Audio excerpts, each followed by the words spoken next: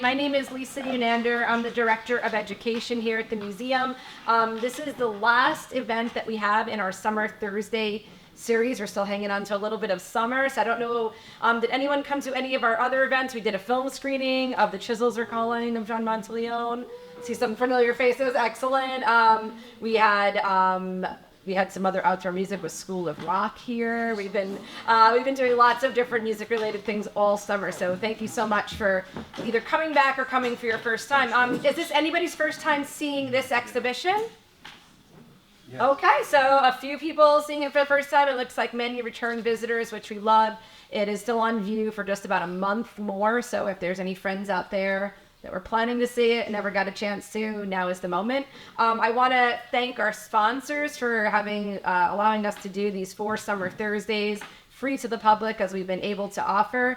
We have public funding from Suffolk County, the Gardner Foundation, the Daddario Foundation, and the Greater Port Jefferson Arts Council, who is here tonight in the form of Amy and Jewel, doing all of our wonderful sound support as they do for probably anything you come here and listen to. So thank you so much to our sponsors. We have a really unique and special night planned for you, and to really kick it off just at sort of the top level, we actually have today in the audience John Monteleone himself, and John is going to do us the honors of coming up. Thank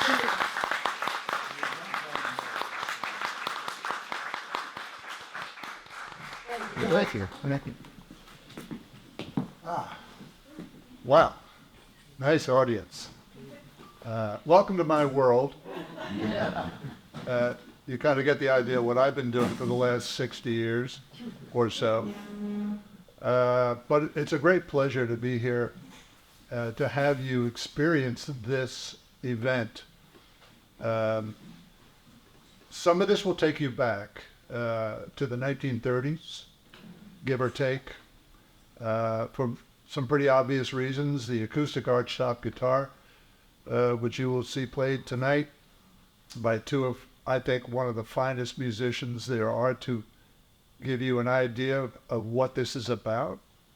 The art shop guitar has meant an awful lot to me during my career, and there's a lot of history about it that you can see around the room, where things began for me, how they kept going and growing as I would learn, and I'm still learning right now.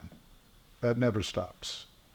And lucky for me, thankfully, I can keep going every day and keep learning more. So tomorrow it's going to be a new day.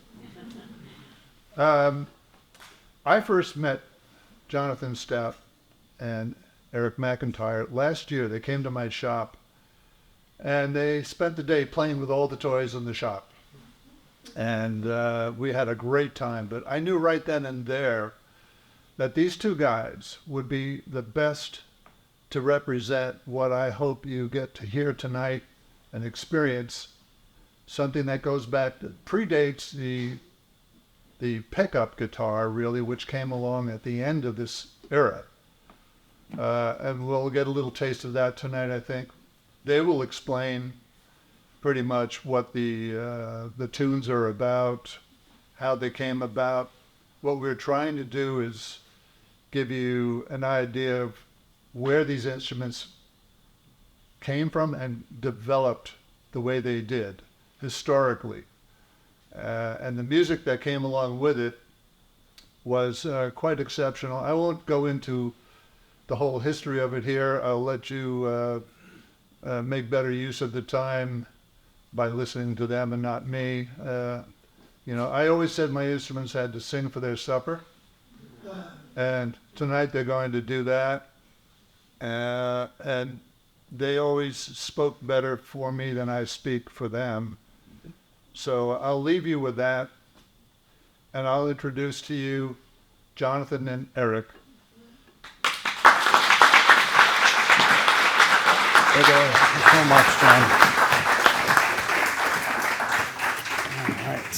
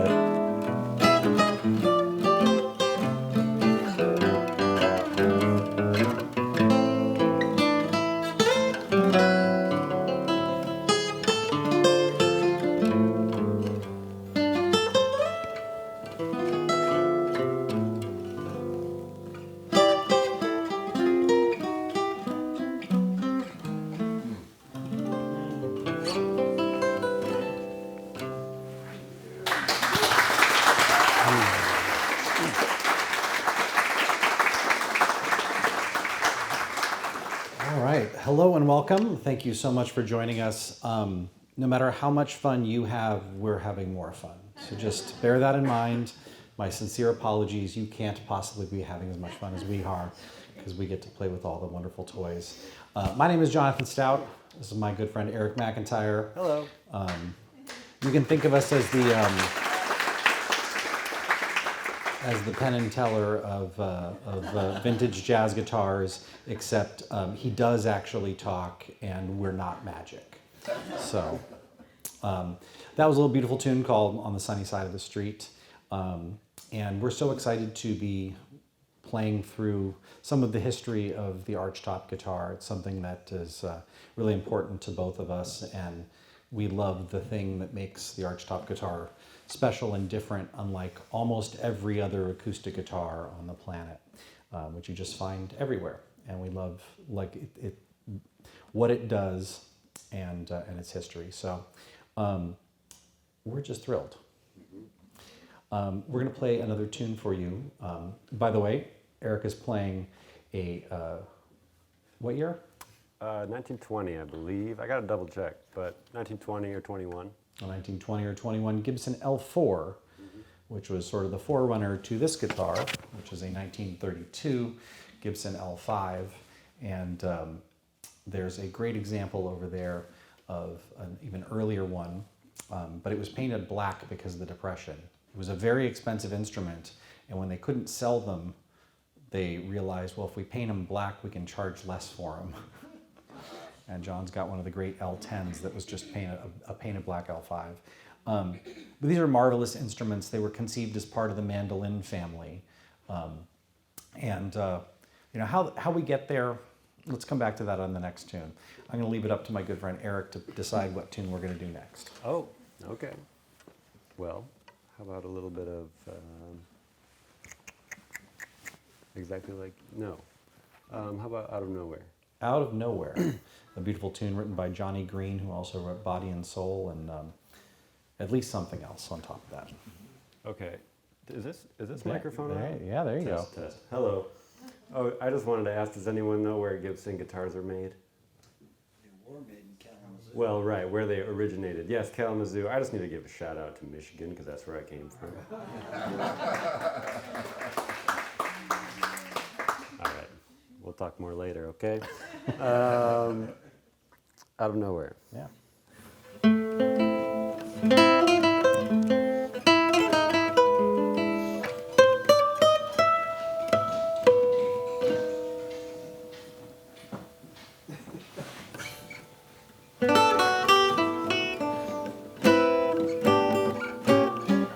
Let's do it again.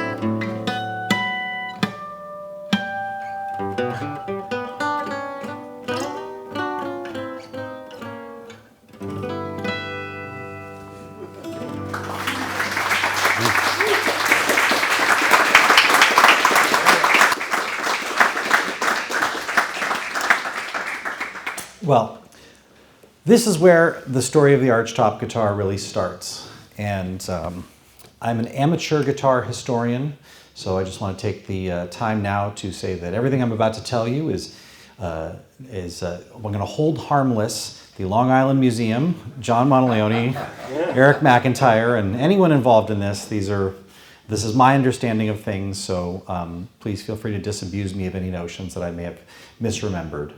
But it seems to me that the whole history of the last 200 years at least of guitar is it was this beautiful little parlor instrument descended from the lute. And they kept trying to make it louder because it was a little small instrument. And as the world got louder, they needed to make this guitar louder to be heard. And first they made the jump from natural fiber gut strings to steel strings. And as the West was being fenced in, the technology to make wire was developed such that now you could have steel guitar strings. And people like Martin and Gibson started having to make guitars bigger and heavier to accommodate these heavy steel strings. And they went from very small guitars that, shaped like a little peanut to bigger and bigger and bigger. And each successive generation of guitars, in the Martin family, it went from an O to a double O. What comes next? Look at that, good man. Oh, I love it, this is perfect. And eventually, a Hawaiian guitar player requested an extra big guitar called a dreadnought, named for the German battleship at the time. And so they just kept making the guitars bigger. Well, it turns out one of the best ways to make a guitar louder is to treat it like a mandolin, treat it like a cello, like a violin. And so the folks over at Gibson, Lloyd Loren Company, first started with things like that L4 and the L3 and the L1, which were on their way there. And finally with the L5 in 1923, 1924, treating it fully like a mandolin or a violin with F holes. And it's mine, it's okay. No exhibition guitars were harmed in the making of my awkwardness. But, if you haven't watched the documentary, if you haven't made an archtop guitar, you might not realize, but this curved thing isn't bent into shape. It isn't pressed into shape. You start with a real thick piece of wood and they carve that curve in it. And this is the part of the thing that resonates. So just like a speaker cone, this has to be both firm and flexible because it's got to do both things. And so that's a real art.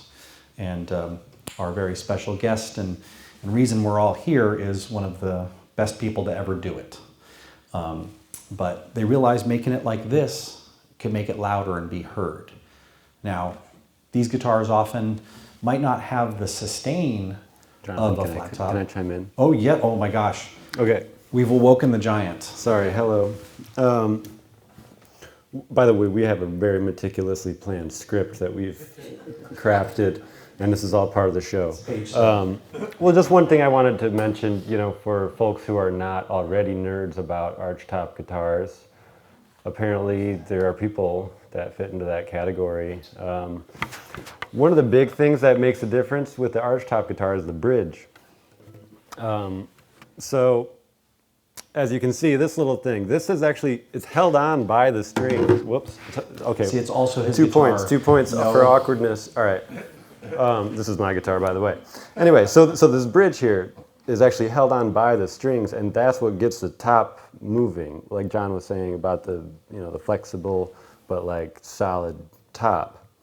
It gets moving by the strings holding this bridge against it, and that pressure gets the thing moving, which is different than your typical Martin flat top guitar or even a classical guitar where there's a bridge and you actually jam the strings down into those holes and they're held in by bridge pins. So it's almost like the tension on the top is it's coming at it from the strings in a different way. So that just is fundamentally one of the differences between arch tops and your standard like campfire guitar.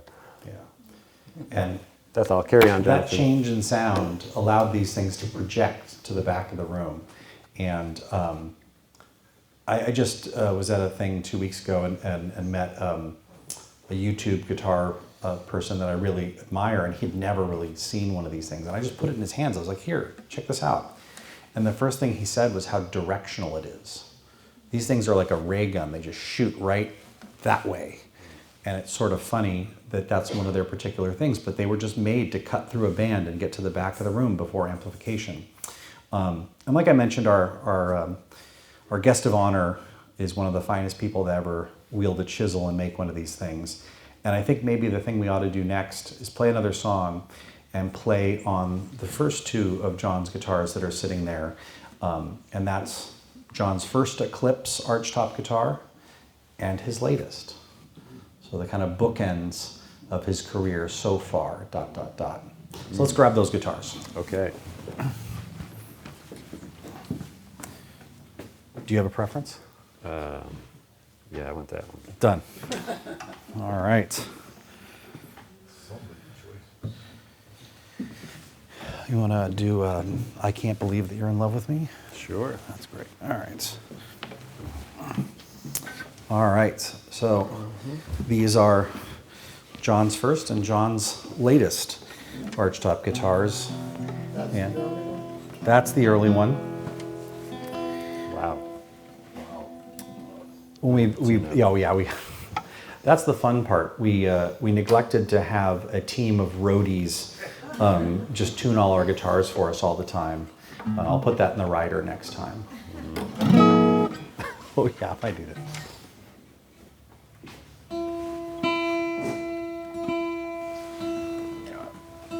The magic of the phone. I'm just gonna tune this. We tune because we care. Yeah. Well, you guys know the joke about Segovia, right? I'm not telling the Segovia joke. Now you got to. Come on. So I can tell this while tuning. So Segovia was, or no, it was not. It was another classical guitar player was at Carnegie Hall, and he starts tuning before sound check, and he just keeps tuning and keeps tuning, and eventually it's past sound check, and he keeps tuning, and then it's like almost downbeat, and he's still tuning, and then it's showtime. He's still tuning. And now they can't open the doors because he's still on stage tuning. And eventually, now it's past close, and they never opened the house doors because he just kept tuning. And finally, the stage manager walks up to him and says, you know, Andres Segovia was in here last night, and he tuned in 5 minutes. Yeah? Well, maybe Segovia doesn't give a crap. Wow. We do. We give that, exactly that. I'll steal that tuner because I'm unsuccessful with mine. Okay. Sorry, I don't have any Segovia jokes, but yeah. Oh, come on. Did I kill it? It's battery's a little low. Here.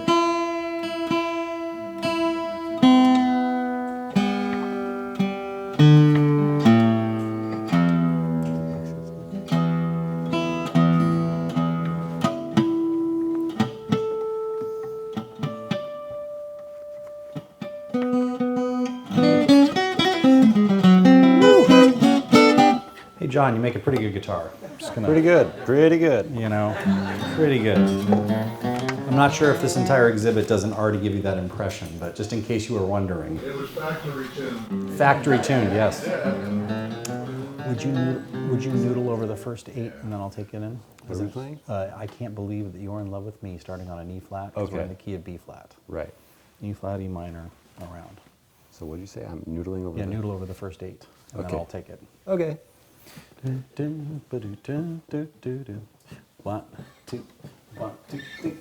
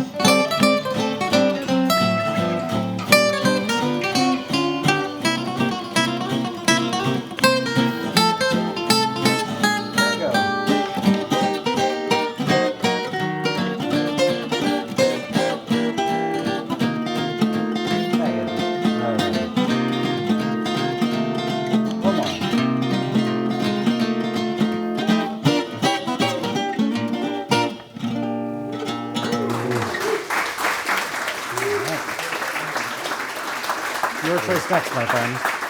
What's that? Your choice next. Whoa, this thing is cool. You know, I want the warranty with the factory tuning. Where's... I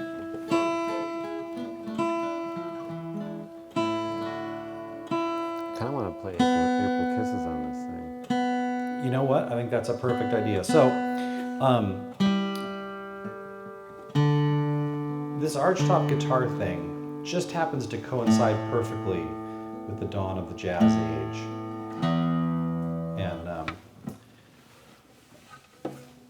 there's a long tradition of guitar duets, and we're so delighted to get to be a part of that tradition. But there's also a tradition of using it as a solo instrument, and the first kind of important important jazz guitar player is usually considered to be a guy named Salvatore Massaro, better known as Eddie Lang. And my good friend Eric here is one of the finest practitioners of that Lang-influenced guitar style. And I thought what would be fun is we each get to do a solo piece. And I think there's nobody better to do Eddie Lang's April Kisses. And on John Monteleone's first Eclipse. Mm-hmm.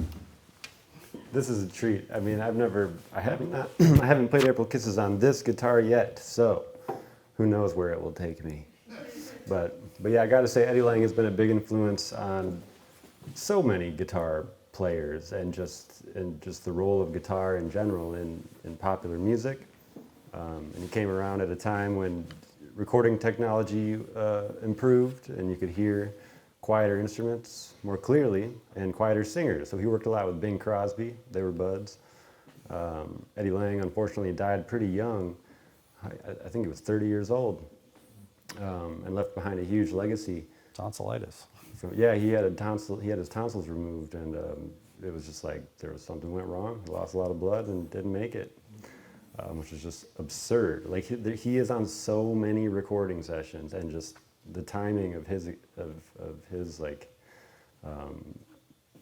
existence and just contributions to music and to the role of the guitar. So yeah, he came from an Italian background, and you can hear some of that in some of his playing.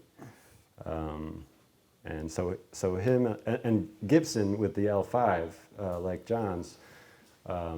You know, a wonderful instrument, and the first like regularly produced or crafted archtop with F-holes,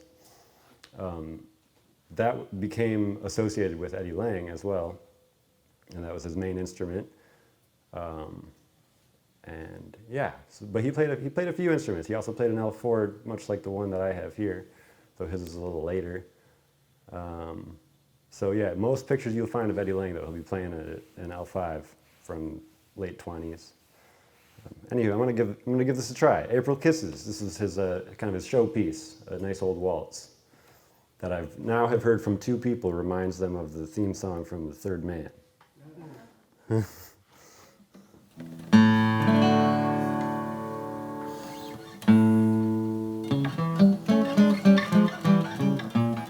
I'm gonna take a second to get to know this guitar a little better first.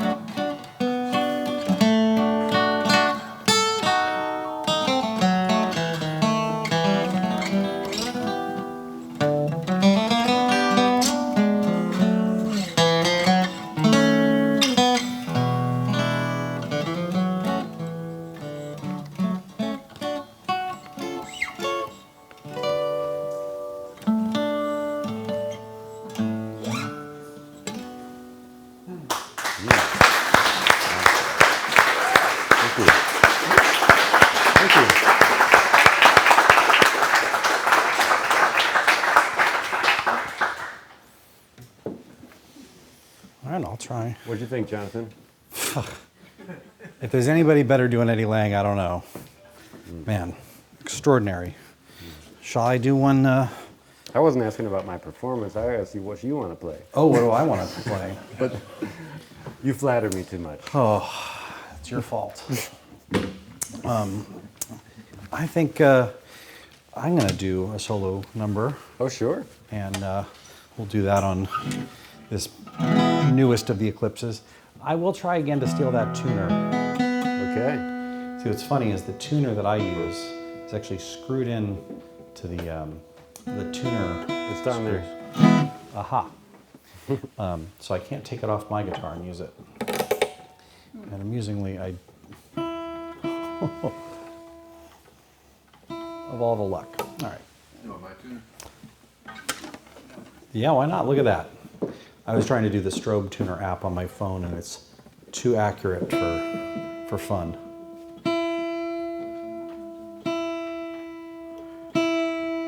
There it is. So I've already done my one tuning joke. I'm not sure what else I've got.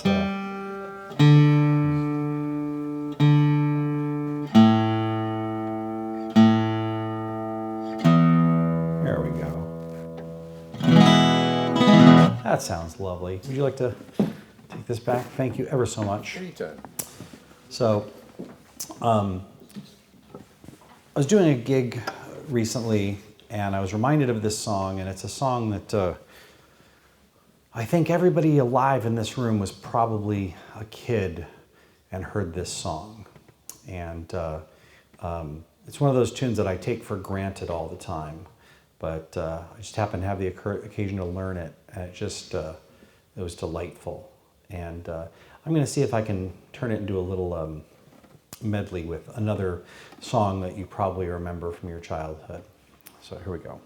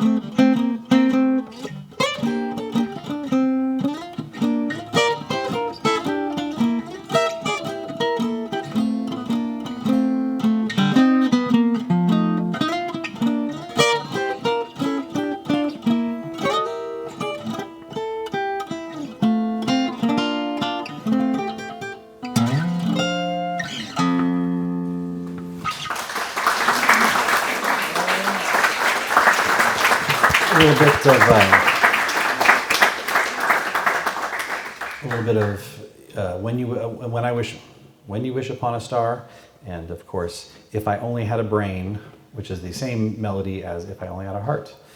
Well, that was 2 little solo bits, and I think we're going to get back together and play some more tunes. One of the things about the archtop guitar is it's a really great accompanying instrument, and as Eric mentioned, Bing Crosby's favorite accompanist was Eddie Lang, and so it makes a good thing to accompany a singer. And I figure we'll do one tune that I'll sing for you, and it's a little tune called Sugar, and there's several different tunes called Sugar in the jazz canon.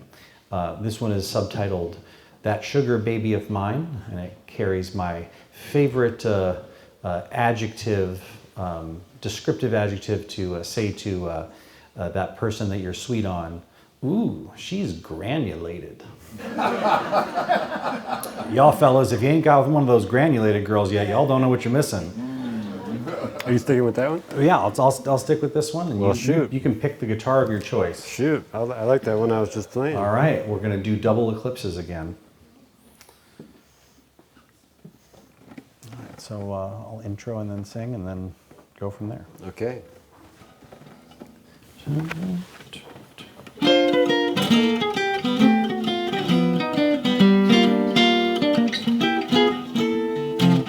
Sugar, I call my baby my sugar.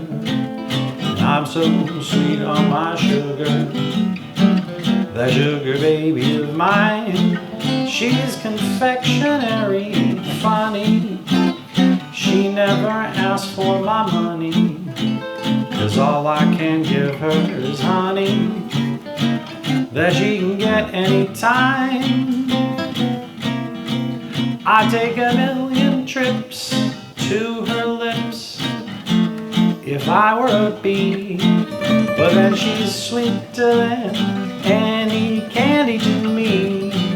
Oh, she's granulated sugar. I call my baby my sugar, and I never maybe my sugar. The sugar baby of mine, all mine.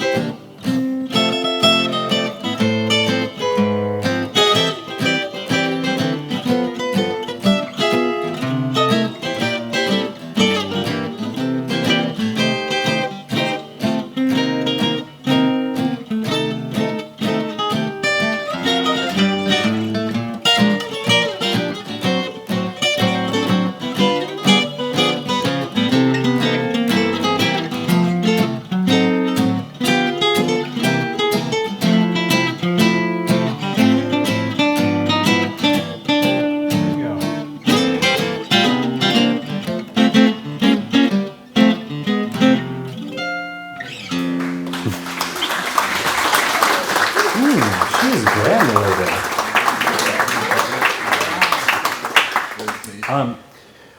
We have more of John's amazing guitars. And the next set are really special. I know Eric and I got to play the Midnight Special last time we were in town, and it's a really cool guitar, and then we're going to play it alongside the Scarface. So we're going to grab those real quick. Okay. But not too quick. Just Not too quick. Just like we're going to take our time. Gently.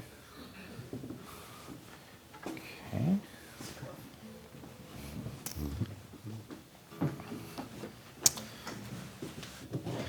Getting the obvious one out of the way, there's a blemish in this wood, or what some would consider a blemish, and to lean into it like that and make a beautiful guitar nonetheless shows a real artistry. And that big box there, that sort of follows the tradition of large body, long scale, 12-string guitars that were often made in Mexico or Texas, that were played by people like Leadbelly and Lonnie Johnson.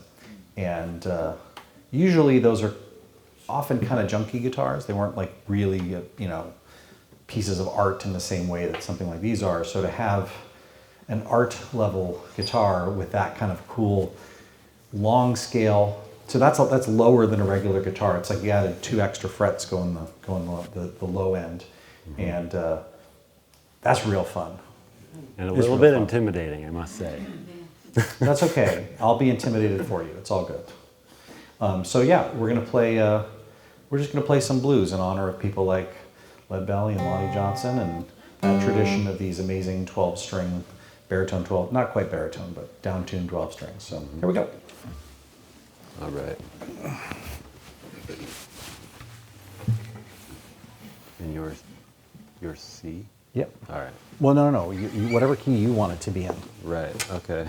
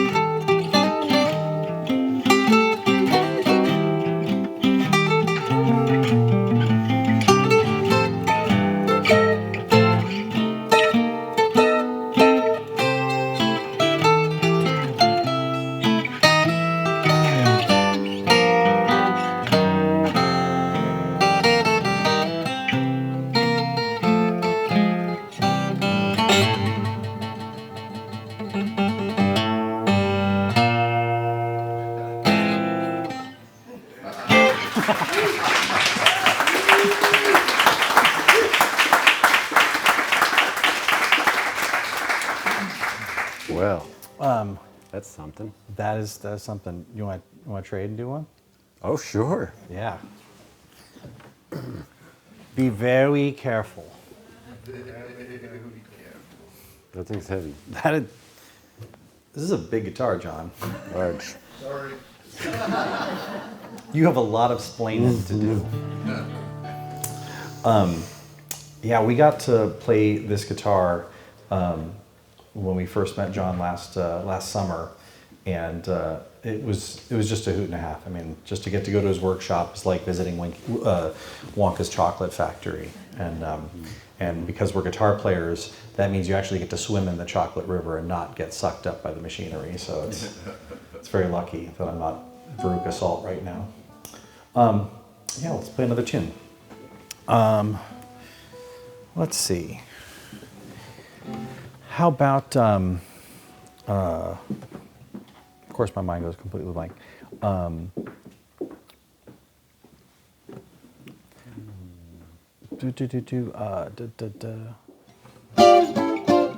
Yeah, Exactly like you? yeah, we'll do I was it thinking the same B thing. flat, Let's do B it. flat. Yeah, let's do it.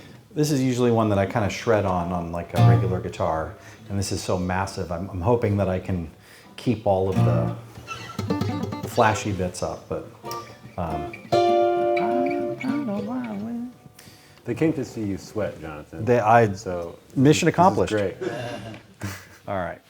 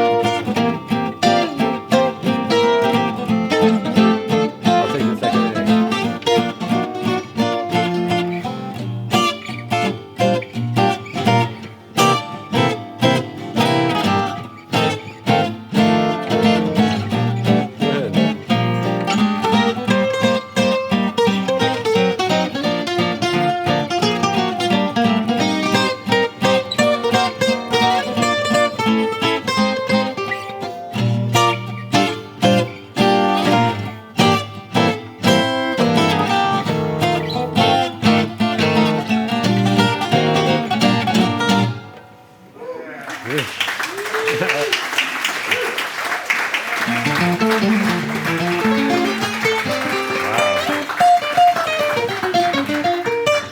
this thing is bonkers. Bonkers. That's the technical description, by the way. If you were wondering, there's things like arpeggios and appoggiaturas and legato and staccato, and then there's just bonkers. If I had $1 for every time Jonathan Stout has said bonkers on this trip, Yeah. Well, I'd probably get my car fixed. fair point. Fair point. I figure, why don't we play one or two more tunes on a pair of old 20s and 30s Gibsons, if that's Sure. okay. We should talk a little bit about what happens with guitars. So I talked about the whole thing was making them louder, and see how this is way bigger than my guitar this way? Well, in 1923, when they introduced the Gibson L5, it was 16 inches across, and that was a big, loud guitar for that time. But as they kept making the guitars bigger, like I said, O's became double O's, become triple O's, they become dreadnoughts, that they became jumbos. Well, the archtop guitar got bigger in 1934-35. Gibson not only made the L5 one bigger, they introduced a new model that was even one bigger than that, the Super 400. And Epiphone, which was its main factory competitor, their guitars were always half an inch or a quarter of an inch or 3/4 of an inch bigger. So the Gibson was 16 and Epiphone was 16 and a half. The Gibson was 17, it was 17 and a quarter, 17 and a half. So their biggest guitar was 18 and a half, called the Emperor. But those were like the factory guitars, and there's this amazing tradition of luthier built guitars, a single shot. And some of the most famous names would be people like John D'Angelico, Stromberg and Son, Jimmy DeKiso, and of course, our reason for being here, the great John Monteleone. And there's something different about a handmade guitar. It's always extra special. And I love my old Gibsons in Kalamazoo. But that was made in a factory. And what's funny is sometimes they'd make one that had the specs all wrong. Well, we just found an old body sitting on the shelf, so we put a new neck on it. They don't match, but close enough. There's a guitar dealer I know who has the 10% rule. He said, Gibsons before a certain era, 10% are just randomly out of spec because either it was a custom, it was a prototype, it was a one-off, or it was Monday morning and somebody held too much before the night before. So, they could be very, haphazard sometimes, but they're beautiful instruments. But there's something about those hand-built guitars where it's one artist beginning to end and kind of doing it in a bespoke way for an artist who requests one. So like Stromberg and Son, they went all the way up to 19 inches. And Freddie Green from the Count Basie Band famously played one of those for much of his career. And that thing is almost like a cello. Like it really feels like a string bass or something. And this thing feels similarly to that. Mm-hmm. There were a couple other ways that people tried to make guitar louder. The Dopiero brothers were two Greek immigrants in Los Angeles, and they have the idea, well, what if we make the guitar out of metal, and then underneath where the bridge goes, we'll put a metal cone that reflects the sound out, kind of like a speaker that's not electrified. And so that was the National Rhizophonic guitars, and those are real fun. But you could imagine that a wood guitar compared to a metal guitar with metal cone. Point is sweet. Yes, we have a question board. Hi, just more of a comment. First time caller. Thank you. Long time listener. Thanks, Jonathan. Well, I just wanted to say, just as Jonathan was talking about, handmade guitars versus factory-made ones, and just acoustic guitars in general, I just want to say it's really a treat for both Jonathan and I to be playing in an acoustic guitar duo context.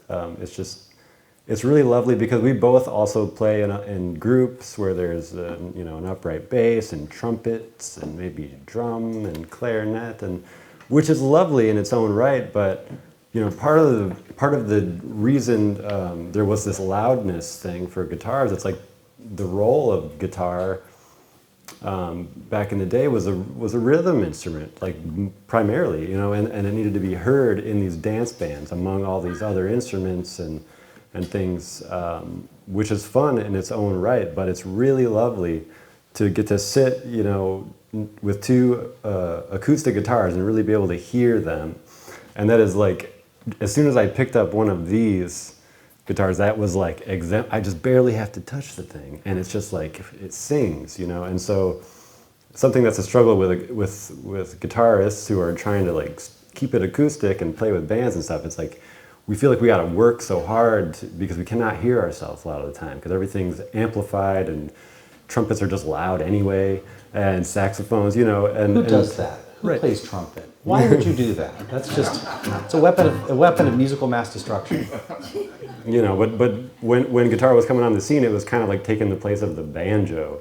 The banjo because that could cut through in the acoustic recording. So I just wanted to say that it's nice to play these guitars with you, Jonathan. It is. Well, and there's one kind of element of design we haven't talked about, and I think it's one of the things most associated with John, because I mentioned that these guitars are very, very directional. They shoot out.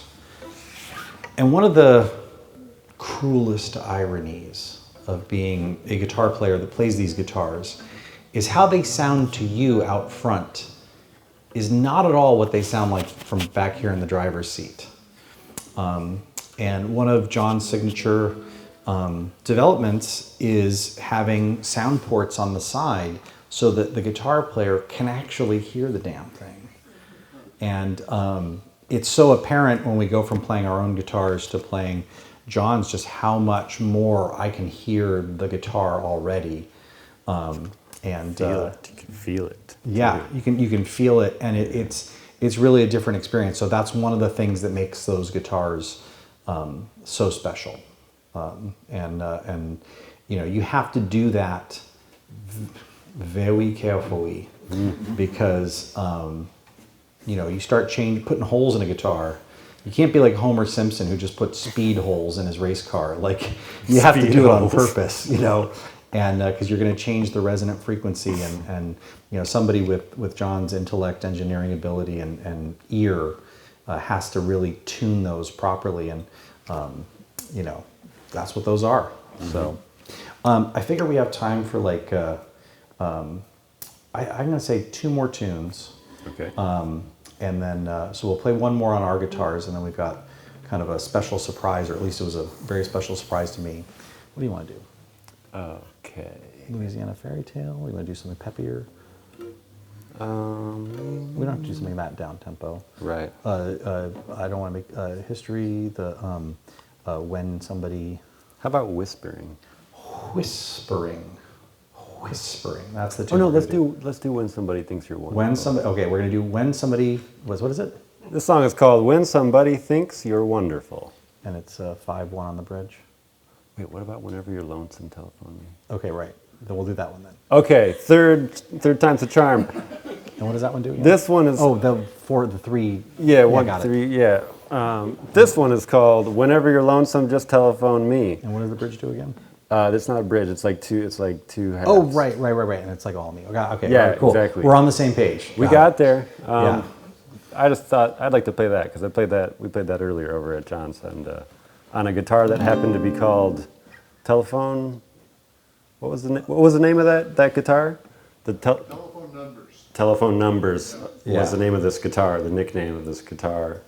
And I was playing this tune called "Whenever You're Lonesome, Just Telephone Me" from 1922. So here we go. We're going to give it a try. Well, we should explain telephone numbers was what this ill-informed, angry client thought of how high the bill was.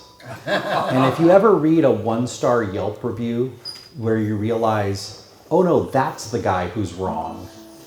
It was one of those situations where it's like if you're telling that guy, oh, it's too much to fix a D'Angelico. Ugh. You goofball. So I'm sure he's quite lonesome with an attitude like that. So, but whenever you get lonesome, telephone me. Okay. All right, D flat. C. C, just kidding. Right, like all of me. Got it. Yeah, right. Yes. Yeah. So I'll do a little intro. I'll play the verse. Yes. Intro and then the verse, and then we'll bring you in. Okay.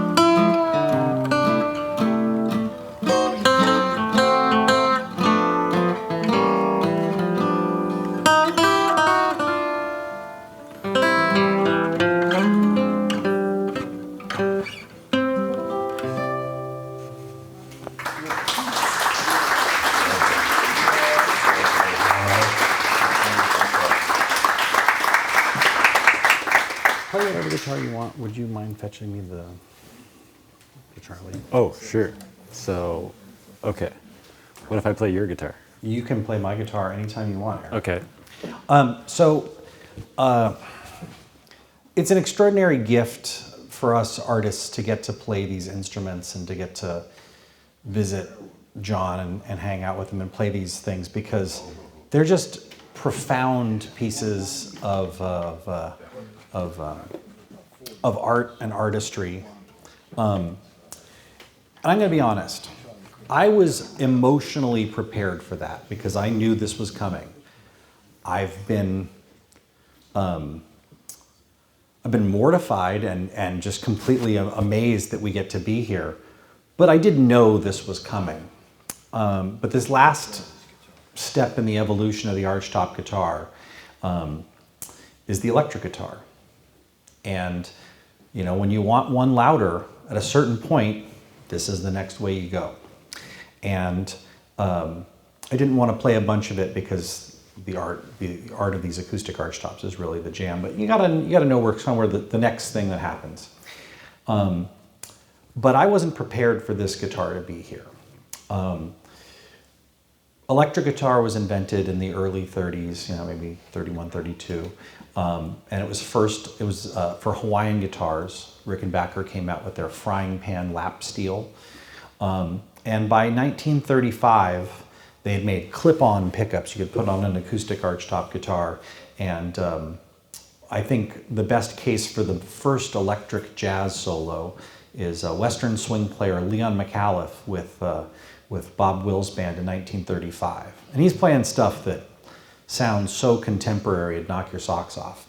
But that did not light the world afire for the electric guitar. Later in 1938, Chicagoan George Barnes records on electric guitar with Big Bill Brunzi, and that's crazy, so good. George Barnes, again, bonkers. What just amazing player. The world did not light a fire for the electric guitar. Eddie Durham recorded with the Count Basie Kansas City 6 in 1938. Also awesome. Did not light the world afire. And Eddie Durham had been trying to amplify the guitar in one way or another since the middle 30s. And he was featured with the Jimmy Lunsford Band on several recordings, basically playing a guitar or a resonator guitar right up against the microphone so he could be heard. Even one of my two heroes, this guy Allan Reuss, and we heard about Eddie Lang. Allan Reuss was a guy that he did all that slidey chord melody stuff that I do. That's where that comes from. He was a student of George Van Eps's, and he played with Benny Goodman during that peak from 1935 to 1938. But even he played electric guitar on the radio with Jack Teagarden in 1939, and it did not set the world afire. But there came this young man from Oklahoma by the name of Charlie Christian, and when he plugged in, and he was featured on the radio with the Benny Goodman Band, it was wildfire. They played a song called Flying Home 3 days after he joined the band on the radio, and it was so popular that they had to repeat it 2 weeks later. And of course, just think about how long it took the letters to get there. You know, there weren't phone calls to the radio station, it was letters. And his playing was so revolutionary that basically electric guitar became the new hot thing. And my other hero is Charlie Christian. My son's name is Charlie because of that. And it's weird that one of my heroes in this new electric guitar almost kind of erased part of this beautiful history of acoustic jazz guitar because it was untenable. Now you can plug in. But Charlie came from an era where he still had sort of some acoustic sensibilities and took this thing to the next level. But what I wasn't prepared for is this is the one example of Charlie Christian's actual guitar that we know of. And I've been dreaming about this guitar for 20 years and I didn't know it was going to be here. And when John was like, this morning, he was like, well, you know, it's still in town. I can bring it. I can have it sent over. I started weeping. And it's a little bit silly when we're playing, you know, this is not one of the greatest archtop guitars ever built. Those are, but the music that was made on this just happens to be the stuff that, you know, speaks to me. And I just wasn't emotionally prepared for this. So I'm almost about to choke up now. So I just want to thank John for sharing this, because John's in this unique position of being this great artisan, but he's also collected some really profoundly important guitars, because that's how you learn your craft, by seeing how other people did it and then going, I'm going to do one better. I'm going to do one, okay, I see this works great, but how do we do this? And so he's just been so kind enough to share his collection with us when we visited last time, and to share them with us now, and then to bring this thing in. So we're going to do one last song, and this is sort of the where music went from there. And so the thing I'll say about this is from 1940, and the licks that Charlie played on this song could have been 1955, 1965. It sounds super fresh and new, because it just sounds like what was about to be rock and roll. People like Chuck Berry and B.B. King, this was their influence. All of the jazz guitar players that came next, Wes Montgomery, Joe Bell, like everybody said, oh yeah, Charlie Christian was the guy. And this is the guitar that he played in the spring of 1940 and recorded songs like Six Appeal and Good Enough to Keep On. And I can't tell you how much it means to me to get to play it. So we're going to do a tune from 1940, and this is a tune that Charlie almost certainly wrote, but it was credited to Count Basie and Benny Goodman together, because Count Basie was good friends with them all, and he played on this recording session and later recorded the song with his band. But this is called Gone with What Wind? All right. And when you hear how loud this can be, I think you'll understand why it was a little bit of a challenge to keep playing acoustic guitar. All right. Ba-dee-ba-doo-ba-doo-ba-doo-ba-doo-ba-doo-ba-doo. 1, 2, 1, 2, 3, 4.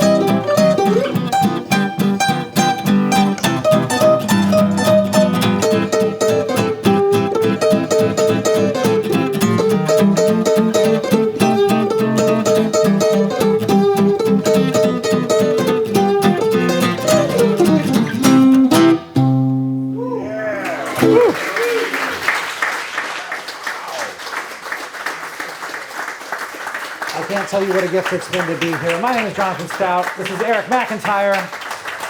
Give it up for the work of the great John Monteleone. Thank you all so much. Thank you. Thanks, y'all. What a treat. Thank you. Thank you. Thank you. Nice.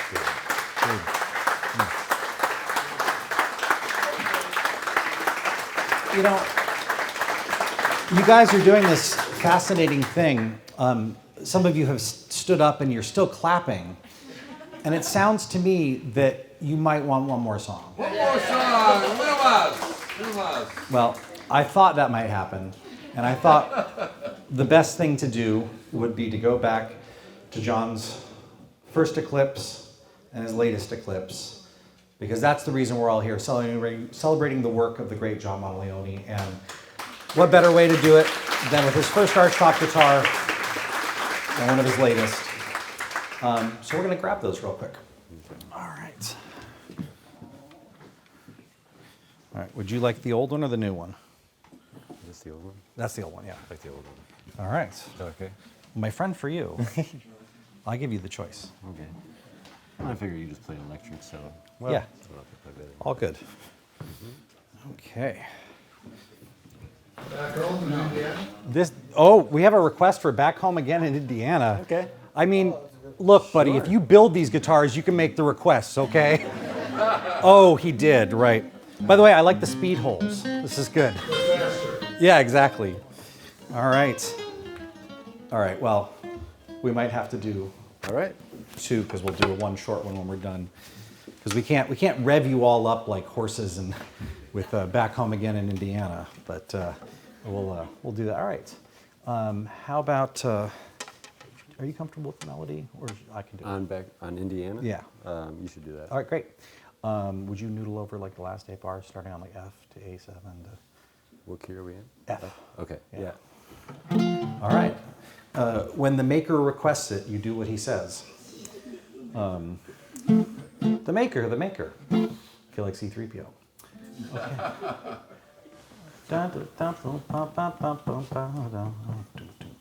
1, 2, last 8 bars.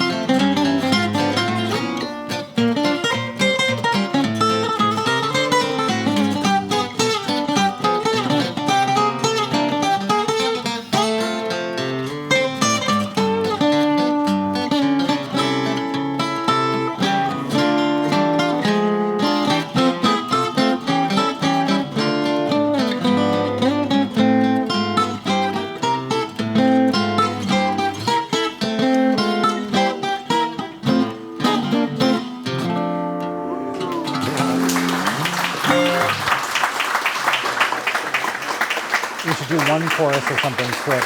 Okay. We don't want to keep the museum staff here all night because if it was up to us, we would never leave, and that would be fine. But we thought the best way to send you home would be with something pretty and beautiful. Like home? Like home. Also subtitled When Shadows Fall. Would you like, we'll do 8, 8, 8, 8, and that's it. Okay. I could also do the verse. Perfect. I'll do the verse. We'll do verse chorus.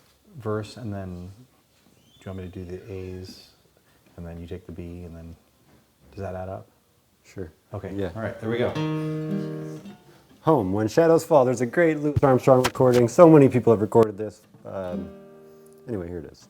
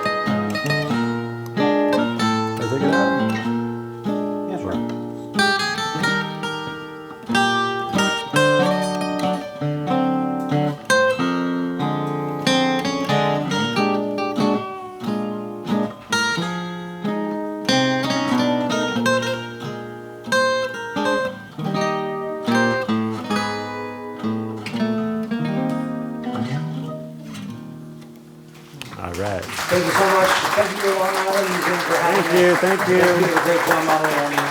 Thank you all the staff and sponsors. Thank you, everybody.